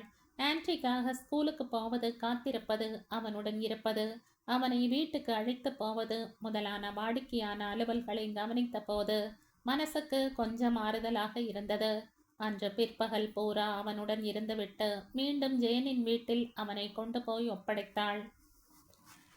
ரொம்பவும் உடம்பை வருத்தி கொள்கிறாள் என்று தாரன்சனை போலவே ஜேனும் அவளை அன்புடன் கண்டித்தாள். வேறு என்ன செய்ய வேண்டும் என்று சொல்கிறாய்? ஆலி ஆஸ்பத்திரியில் அப்படி கிடக்கும்போது வீட்டில் உட்கார்ந்து கொண்டு டிவி பார்க்கவா தோன்றும் என்ற பேஜ் ஆன்டியை முத்தமிட்டு, ஆபீஸில் இருந்து வரும்போது அப்பா உன்னை வீட்டுக்கு அழைத்து போவார். அதுவரை இங்கே சமர்த்தா இருக்கணும். என்ன, நான் காலையில் வருகிறேன் என்றாள். இரு சின்ன கைகளாலும் குழந்தை ஆன்டி அவள் கழுத்தை கட்டி கொண்டான். அவன் மேனியில் இருந்து வந்த இனிய மணமும் முடியின் மென்மையும் அவளை பரவசப்படுத்தின. ஐ லவ் யூ கண்ணா என்றாள். நானும் தான் அம்மா என்று ஆன்டி சிரித்தான். எனக்காக ஆலிக்கு ஒரு முத்தம் கொடுக்கிறாயாம்மா? கட்டாயம்டா கண்ணா என்று மறுபடி அவனை முத்தமிட்ட பேஜ் சரியா 7:15 ஆஸ்பத்திரியை திரும்பி அடைந்தாள். எவ்வளவு நேரம் முடியுமோ அவ்வளவு நேரம் ஐசியூவில் ஆலிசனின் பக்கத்திலேயே இருந்தாள். ஒரு நாற்காலியில் உட்கார்ந்தாள். அது சௌகரியமாகவே இல்லை. சுவரில் தலையை சாய்த்து கொண்டாள். கண்ணை மூடிக்கொண்டாள். எப்போது மறுபடி கூப்பிடுவார்களோ என்று நினைத்து கொண்டாள். ஐசியூவில் யாரையும் நீண்ட நேரம் தங்க அனுமதிப்பதில்லை. நர்ஸ்களுக்கு இடைஞ்சல். அத்துடன் பெரும்பாலான நோயாளிகள் மோசமான நிலையில் இருந்தார்கள். விசிட்டர்கள் வருகையினால் அவர்களுக்கு எந்த சந்தோஷமும் ஏற்பட போவதில்லை. எப்படி உன்னால் இங்கே உட்கார்ந்திருக்க முடிகிறது என்ற குரல் கேட்டது. தாரன்சன் கண்ணை மெதுவாக திறந்தவள் நோஞ்சலாய் புன்னகை செய்தாள். காலோடு தலை களைப்பு அவளை ஆக்கிரமித்திருந்தது. ஆலிசன் எப்படி இருக்கிறாள் என்றான் அவன் அருகில் இருந்த இன்னொரு நாற்காலியில் உட்கார்ந்து கொண்டு. இன்னும் மயக்கம் தெளியவில்லை. இப்போதைக்கு தெளியாது என்கிறார்கள். ஆனால் மூளையில் வேறு கோளாறுகள் ஏற்படாமல் இருக்கிறதா என்று கவனித்து கொண்டே இருக்கிறார்கள். நினைவில்லாமல் கோமாவில் கிடக்கிறாள். இருந்தாலும் தொடர்ந்து டெஸ்ட் பண்ணி கொண்டிருக்கிறார்கள் என்றவள். க்ளோ எப்படி இருக்கிறாள் என்று விசாரித்தாள். வலி தெரியாமல் இருக்க மருந்து கொடுத்து வருகிறார்கள். அப்படியும் வலியில் துடிக்கிறாள் பாவம். ஆலிசன் எப்படி இருக்கிறாள் என்று அவள் தோழிகள் எக்கச்சக்கமாய் ஃபோன் பண்ணி கேட்கிறார்கள். க்ளோவின் சிநேகிதிகளும் கேட்டிருப்பார்களே. ஃபோன் பண்ணவில்லை. ஸ்கூல் விட்டதும் நேர இங்கேயே வந்து விட்டார்கள் என்ற புன்னகையுடன் கூறினான் தாரன்சன். ஆனால் நர்ஸ்கள் அவர்களை அனுமதிக்கவில்லை. சில பத்திரிகை நிருபர்கள் பள்ளிக்கூடத்துக்கு வந்து இறந்து போன பையன் பிலிப்பை பற்றி விசாரித்தார்களாம். நீச்சல் குழுவில் பெரிய ஹீரோ, படிப்பில் முதல் ரேங்க், தங்கமான பையன் என்று எல்லோரும் சொன்னார்களாம். பேப்பரில் பெரிதாக போட்டிருக்கிறார்கள் பார். கையோடு கொண்டு வந்திருந்த தினசரியை பிரித்து காட்டினான் டாரன்சன். விபத்தை பற்றிய எல்லா விவரமும் புகைப்படங்களுடன் வெளியிட்டிருந்தார்கள். விபத்துக்குள்ளான 4 மாணவர்களை பற்றிய செய்திகளுடன் செனட்டரின் மனைவி லாரா ஹட்சின்ஸ் பற்றியும் வெளியிட்டிருந்தார்கள். அவளுடைய அழகான புகைப்படமும் பிரசுரமாகி இருந்தது. லாரா நேரடியாக பேட்டி தர மறுத்துவிட்டாள். ஆனால் பிலிப் இறந்து போனதை பற்றி அவள் கடும் துயரத்தில் ஆழ்ந்திருக்கிறாள் என்று செனட்டரின் உதவியாளர் ஒருவர் சொன்னதாக செய்தி வெளியிட்டிருந்தார்கள். நானும் ஒரு தாய்தான். இறந்து போன பையனின் அப்பா அம்மாவுக்கும் காயம்பட்ட மற்ற குழந்தைகளின் பெற்றோருக்கும் எப்படி மனம் துடிக்கும் என்று எனக்கு தெரியாதா என்று லாரா அடிக்கடி புலம்பிக் கொண்டிருக்கிறாளாம். செனட்டரின் உதவியாளர் சொல்லி இருந்தார். படித்தாயா? ரொம்ப கெட்டிக்காரத்தனமான கட்டுரை என்றான் தாரன்சன். அவன் குரலில் கோபம் இருந்தது. செனட்டரின் பெண்டாட்டி ரொம்ப நேர்மையானவள், நல்லவள், சிறந்த தாய் என்றெல்லாம் வானளாவ புகழ்ந்திருக்கிறார்கள். பார், இறந்து போன பிலிப் அளவுக்கு மீறி குடித்திருக்காவிட்டாலும் ஓரளவு குடித்திருந்தான் என்று எழுதியிருக்கிறார்கள். கவனி, அந்த அம்மாள் மீது வழக்கு போடாமல் இருப்பதற்காக இவ்வளவும். சுத்த அயோக்கியத்தனம் என்று அவன் சொல்லிக்கொண்டே போனான். பேஜுக்கு எதுவும் காதில் ஏறவில்லை. விரக்தியின் உச்சத்தில் இருந்தாள் அவள். தப்பு யார் மீது இருந்தால் என்ன? அதை தெரிந்து கொள்வதால் ஆகப் போவது என்ன? ஆலிசன் ஜம் என்று எழுந்து உட்காரப் போகிறாளா? அல்லது குளோவின் கால்கள் சரியாகிவிடப் போகிறதா? அல்லது இறந்து போன பிலிப் திரும்பி வரப்போகிறானா? எதுவும் இல்லை, எதுவும் இல்லை. ஆலிசன் இன்னும் மயக்கம் தெளிந்து எழுந்திருக்கவில்லை. அவளுக்கு எப்போது என்ன நேருமோ என்ற பீதியிலேயே பேஜ் இருந்தாள். எனவே பத்திரிகைகளை பற்றியும் நிருபர்களை பற்றியும் தாரன்சன் சொல்வது எதுவும் அவள் காதில் விழவில்லை. இருந்தாலும் தாரன்சன் சொன்னான், இந்த பத்திரிகைக்காரர்களை பற்றி எனக்கு நன்றாக தெரியும் பேஜ். ஒரு பிரச்சனையை பற்றி தாங்களாகவே ஒரு அபிப்பிராயத்துக்கு வந்து விடுவார்கள். பிறகு அதற்கு ஏற்ற மாதிரி செய்தியை திரிப்பார்கள். இந்த செனட்டரின் மனைவி லாரா விஷயத்திலும் அப்படித்தான் செய்கிறார்கள். செனட்டரின் உதவியாளர்களும் அதற்கு தகுந்தாற்போல் விவரம் தருகிறார்கள். லாரா சொக்க தங்கமாக்கும், அருமையான தாயாராக்கும், ரொம்ப ஜாக்கிரதையாக கார் ஓட்டுவாளாக்கும் என்றெல்லாம் நிருபர்களிடம் வர்ணிக்கிறார்கள். அவன் பேச்சில் கொஞ்சம் கொஞ்சம் பேஜுக்கு புரிந்தது. விபத்துக்கு காரணம் அந்த அம்மாவாக இருக்கலாம் என்று நினைக்கிறீர்களா என்று கேட்டாள். இருக்கலாம், இல்லாமலும் இருக்கலாம். நான் நெடுஞ்சாலை போலீசாரை மறுபடி விசாரித்தேன். எதுவும் நிச்சயமாக சொல்ல முடியவில்லை என்கிறார்கள். 2 பேர் மேலும் சமமாக பழி போடுகிறார்கள். ஆனால் இறந்து போன பிலிப்பை பற்றி அவன் தோழர்கள் எல்லோரும் உயர்வாகவே சொல்லியிருக்கிறார்கள். காயமில்லாமல் தப்பினானே ஜேம்ஸை அப்படித்தான் கூப்பிடுகிறார்கள்.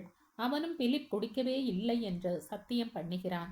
1/2 கிளாஸ் ஒயின் மட்டுமே குடித்துவிட்டு 2 கப் பால் இல்லாத காஃபி சாப்பிட்டான் என்கிறான். அதில் போதை ஏற்படுவதற்கு வழியே கிடையாது. ஆனால் செனட்டரின் மனைவி சாயந்தரத்துக்கு பிறகுதான் எந்த பானமும் குடிக்கவில்லை என்கிறாள். அவள் மரியாதைப்பட்டவள், நிதானமானவள், எல்லோருக்கும் தெரிந்தவள், வயதானவள் என்றெல்லாம் அவள் தரப்பில் ஆதரவு நிறைய இருக்கிறது. ஆகையால் பிலிப்பின் மீதுதான் தப்பு என்கிற மாதிரி செய்தி வெளியிடுகிறார்கள். எனக்கென்னமோ இது நியாயமாக படவில்லை. எப்போதுமே குழந்தைகள் மீதுதான் பழி விழுகிறது என்று வருத்தத்துடன் சொன்னாள் பேஜ். அந்த பையன் ஜேமி, அவன் எப்படி? முதலில் அவன் மீது எனக்கு கடும் கோபம் ஏற்பட்டிருந்தது. க்ளோ என்னிடம் பொய் சொல்லிவிட்டு காரில் போக அவன்தானே காரணம். அவனை கொலை பண்ணினால் கூட பரவாயில்லை என்ற ஆத்திரமாக இருந்தேன். ஆனால் அவன் நல்ல பிள்ளையாக இருக்கிறான். அவன் அப்பாவுடன் 2 தரம் போனில் பேசினேன். அவன் ரொம்ப வருத்தமாக இருக்கிறானாம். க்ளோவை பார்க்க வேண்டும் என்கிறானாம். இன்னும் 2-3 நாள் போகட்டும் என்று சொன்னேன். பிலிப்பும் அவனும் ரொம்ப வருடமாக நெருங்கிய சிநேகிதர்களாம் என்ற தாரன்சன். பிலிப்புக்கு நாளை சபா அடக்கம் நடக்கிறது, நீ வருவாயா என்றான். சற்று யோசனை செய்துவிட்டு வருகிறேன் என்றாள் பேஜ். போகலாமா வேண்டாமா என்றுதான் முதலில் யோசனையில் இருந்தாள் அவள். ஆனால் போகத்தான் வேண்டும் என்று இப்போது தோன்றியது. அவர்களுக்கு பிள்ளை போய்விட்டான், நமக்கு பெண் அநேகமாக போய்விட்டாள் என்று எண்ணிக்கொண்டாள்.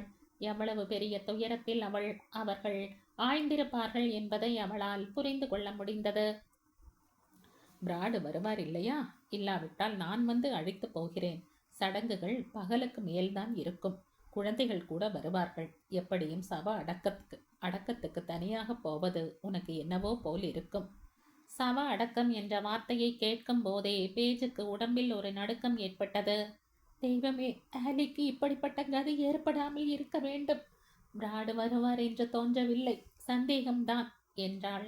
அவனுக்கு பிலிப்பிடம் அனுதாபம் இல்லை என்று அவளுக்கு தெரியும்.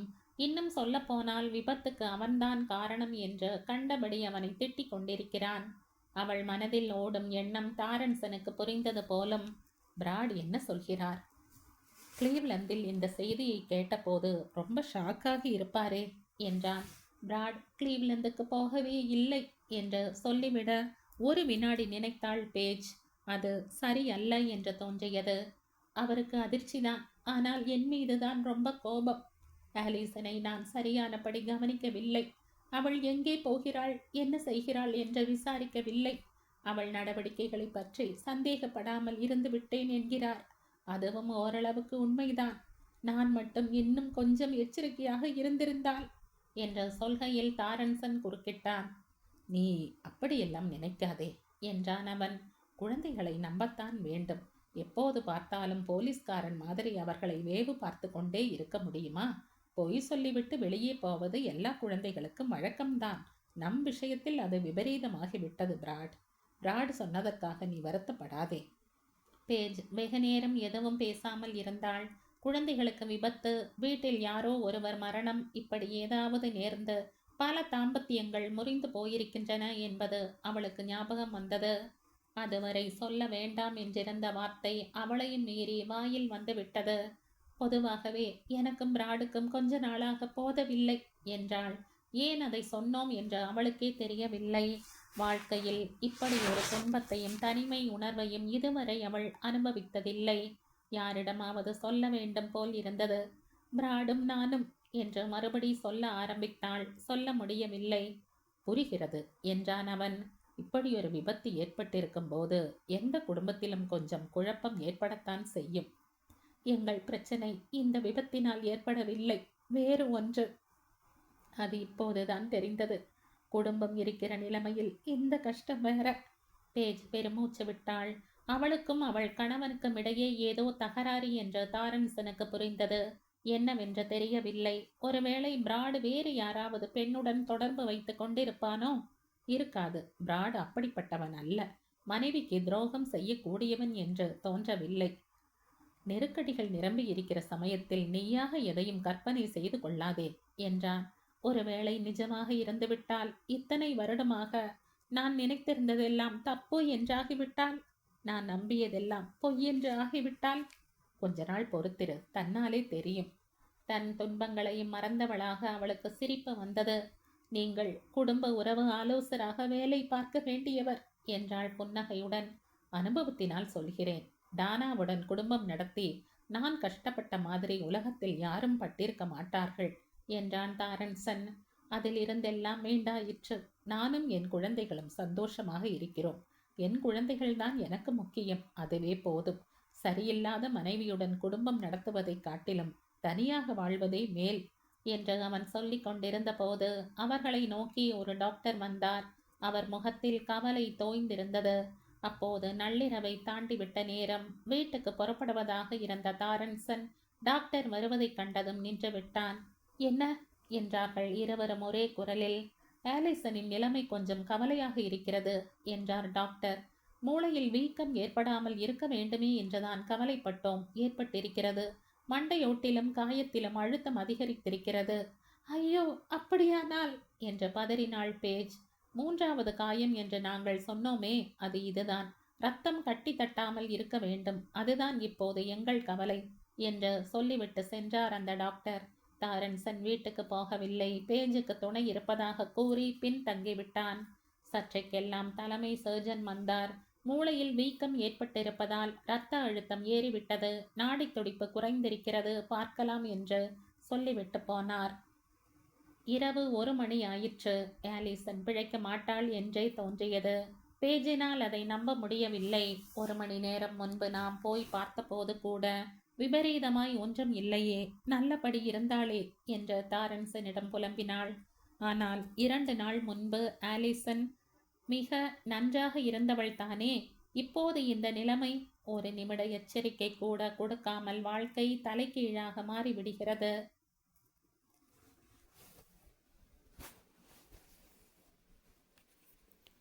இந்த கதையின் தொடர்ச்சியை அடுத்த பதிவில் கேட்கலாம். நன்றி.